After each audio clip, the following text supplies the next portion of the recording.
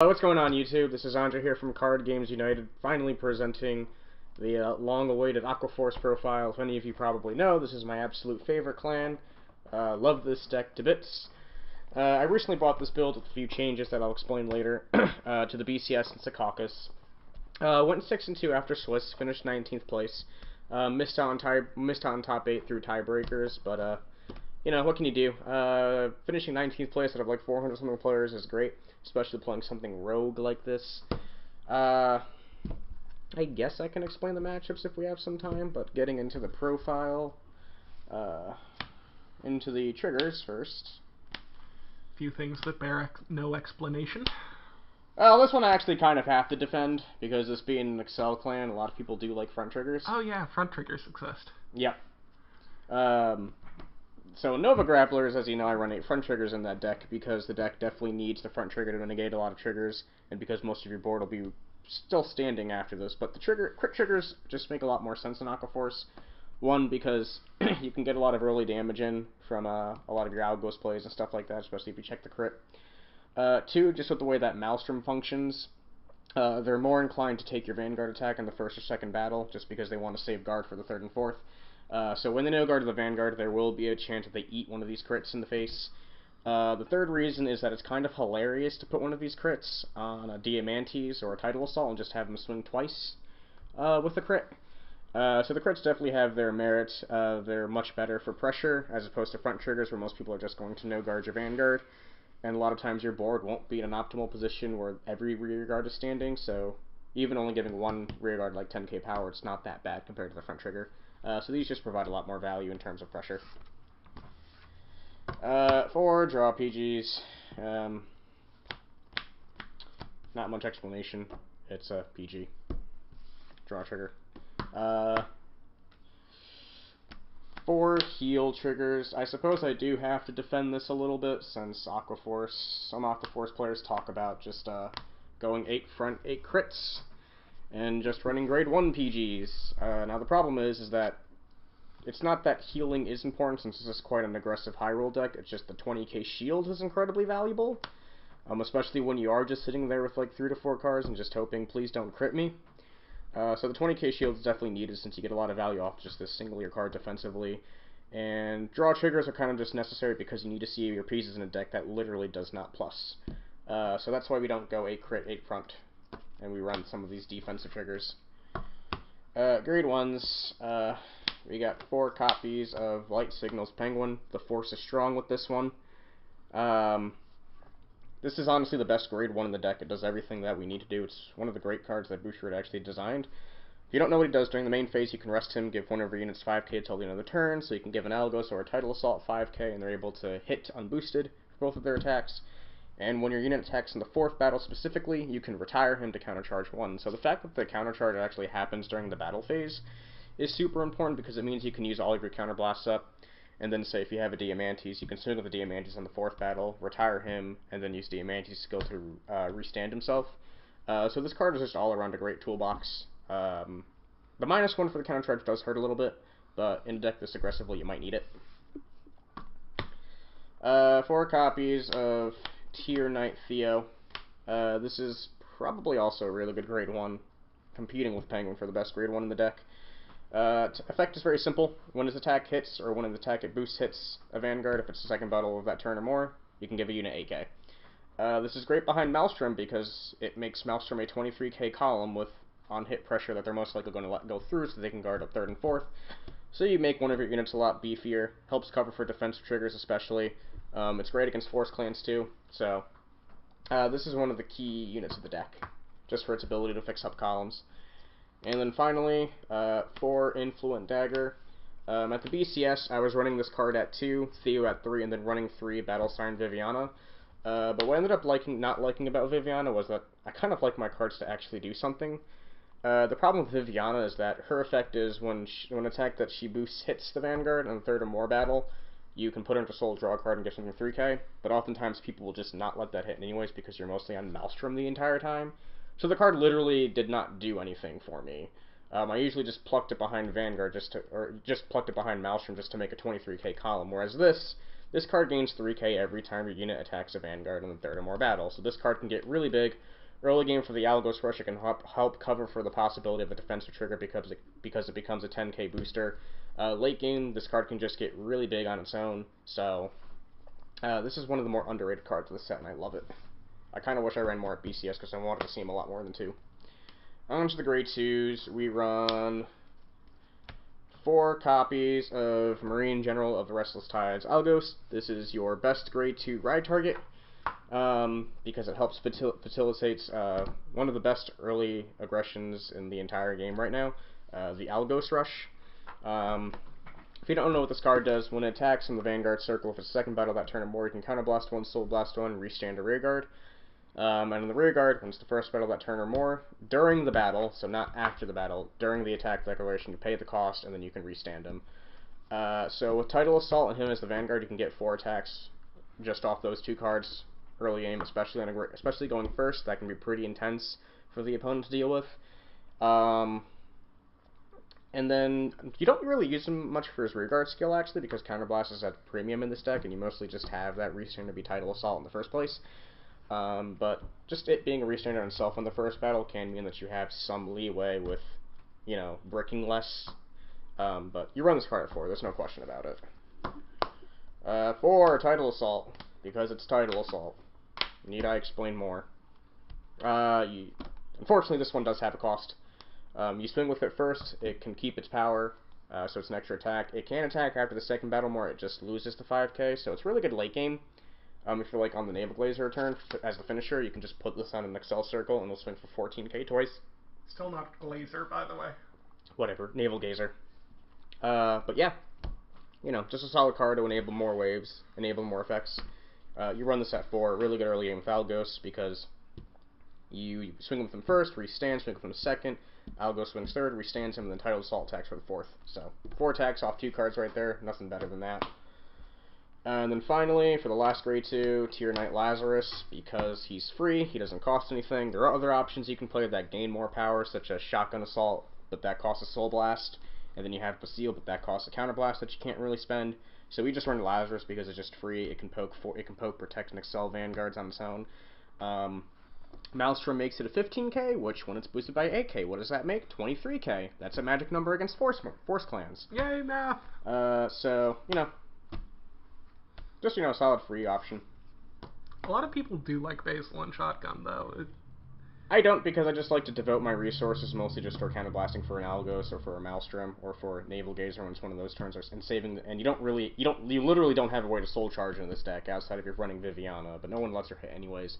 So you're just better off kind of just going with this card, which is just free and just being a poker and a good attacker. I mean, you can run those 2 cards. I'm not saying you'd be wrong. I'm just saying it's better for resource management if you just run Lazarus. For the grade 3s, we run 10 of them, because you kind of don't have a plusing engine, so you do need to run 10 grade 3s to ensure that you're not G-assisting quite a bit, and also the grade 3s are way too good. 2 copies of Riptide Dragon, and then simultaneously we'll show 2 copies of Diamantes. These are your rearguard grade 3s. These provide a lot of pressure. Riptide here, a lot of people hate this card. I love it. He can only attack on the 4th battle of that turn or more, so he can be a little bit clunky for 1 at 3 and 4, especially if you don't have the right battle formations. But when he does attack, he gains 20k, just for no reason. You put this guy in an Excel circle, it's 42k. Imagine that with Maelstrom, and this dude swinging at you on the 4th battle. Like, he enabled me to restand Maelstrom quite a bit at the BCS just because people literally couldn't guard him. And if they did guard him, it was usually a PG, which is what Maelstrom's there to do anyways, which is rip cards out of your opponent's hand. So, this is an absolute must, at least at 2. But if you ride him, you die, because he doesn't give you a gift.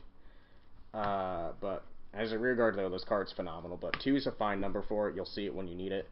So, the interesting thing here is that, mathematically speaking, the most consistent ride ratio is with 9 grade 3s. Mm-hmm.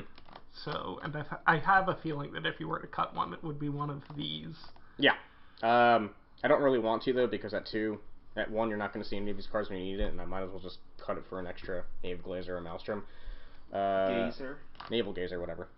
But at 2 of each, you'll see these cards. So weird. Diamantes here, a lot of people don't like to run him, which I understand why, because the discard cost can be a little bit very hard to pay in a clan like this. But Diamantes is honestly very crucial for the OTT matchup because he's an extra attack, and if he's on the Excel Circle, he will be able to hit magic numbers. Like, if you're going first, he's 19k on the Excel Circle with his skill. Maelstrom will make it a 25, so it'll swing for 22, which is 15k magic numbers against Vortex and Excel clans. The 3k combos well with Navalgazer, because it will make him 25, and then you can just swing with him first, then swing with something else second, swing with Navalgazer third, restand him, and then he'll be... again? Shut up. And then he'll be a 22k swing on his own.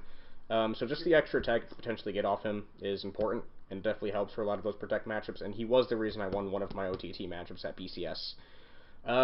He doesn't give you an Excel Circle, so if you ride him, it's not like the end of the world, but you'll probably be in like that panic mode where you do need to get another grade 3 on your next turn, or else you die. So just be aware of that, but I think at 2 and 2, these are fine ratios for these great rearguard grade 3s. Then next, you're probably going to find is weird. I'll just talk about these simultaneously since there seems to be a debate. We don't run a grade 3 at 4. A lot of people will think that's weird, but here's why I'll explain it. First of all, at the BCS, I ran Maelstrom at 4 and Navalgazer at 2.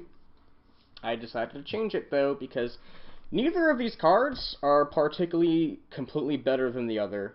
Both of these cards have their strengths and weaknesses in certain situations. Both of them are good in certain matchups. Aqua Force is one of those few clans that actually has a little harder of a time, quote-unquote, misriding, because we have 2 very good grade 3s. So, in the situations, this is a card you need to write. Maelstrom is crucial for riding against Force clans, because Maelstrom is very good at making 23k columns, which, again, hits magic numbers against Force clans, which Navalgazer does not, because your stuff is usually swinging for 17k, and you have to have Penguin to be able to distribute power, or then let Theo hit. And when you're also on Navalgazer, if they hit a defensive trigger, that's usually 4 attacks down the drain. Maelstrom prevents that, for 2 reasons. One, like I said, his first skill will make sure that things hit above 23ks. The second is that people will guard the 3rd and 4th attack, which is also damage they're not taking, which is triggers they're not hitting. So it allows then a lot of your other attacks after that to hit. The problem is against Protect clans, it's not really that big of a deal, because they do have just PGs that they can use. And so then against Protect clans, you want the guaranteed extra attack and the 22k Vanguard swing, which is why Navalgazer is better for that matchup. But if you ride this against Force clans, you die because you don't hit numbers. Unless if it's late game and they're at 4 or 5 damage, and you can restand the Riptide or something, or get a Diamantes combo going off. So running these at 3, you still have about the same ratio of seeing this card in your opening hand. It's not that much different from running 4. It's a little less consistent, but you'll still see it fine. So this allows me to have the flexibility of deciding, well, in this matchup, in this situation, I want to ride the Maelstrom, or in this situation, I want to ride the Navalgazer. It also means that I have an equal chance of being like, ride Maelstrom first, apply, early game to mid game pressure, and then when the opponent's at 4 or 5 damage, just ride the Navalgazer and go for the coup de grace there. I just have one question. Sure, what's up? What's a glazer? Well, it's the guy that puts the sugar on top of the donuts. Navalgazer, whatever. But yeah, I know a lot of people might think it's strange, but this has weirdly enough been working for me. Just because it's given me a lot of flexibility in terms of like being able to adapt my strategy depending on what I'm facing. So, yeah, I mean, well, you know what's coming next. Good matchups, bad matchups. So we'll start with the bad matchups. I'm guessing Kagero appears somewhere on this list. Yeah, Kagero. Kagero is actually the worst. Deck doesn't have...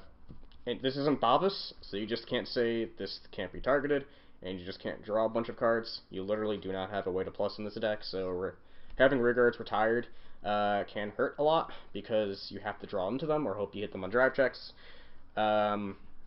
The matchup's not completely unwinnable, but there's a couple things. First, you need to go first, and the second thing is you need some really good early game aggression, because or else then once Kagero gets going, it's kind of hard to recover from all the minuses they're doing. Other really bad matchup that's a pain in the ass is actually Spike Brothers, because Spike Brothers just hit way too big of numbers for you to guard, especially with your 3 to 4 card hand. When you're just sitting there, please don't crit me. They can just attack your rear guards, and those attacks usually are going to hit, because again, you're sitting there with like 3 to 4 cards, and you can't really do anything about it, and They could just honestly have Siegfried just go after your rear guards, and then, you know, if they put a couple crits in a rear guard and like a 60k rear guard, you literally can't guard that. Other Force clans can be a little bit of a pain in the ass, like Royals. If Royals go first, it can be a little bit tricky because you can't rush their 10k Vanguard.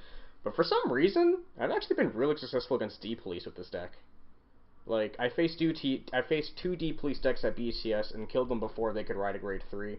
And then even in the other playtesting against D-Police, I've only lost one game out of, like, maybe the 15 or so I've played against them. My friend says that the reason why he hates this deck is because it just, no pun intended, excels faster than D-Police, since they usually since they usually don't go off until their second grade 3 turn.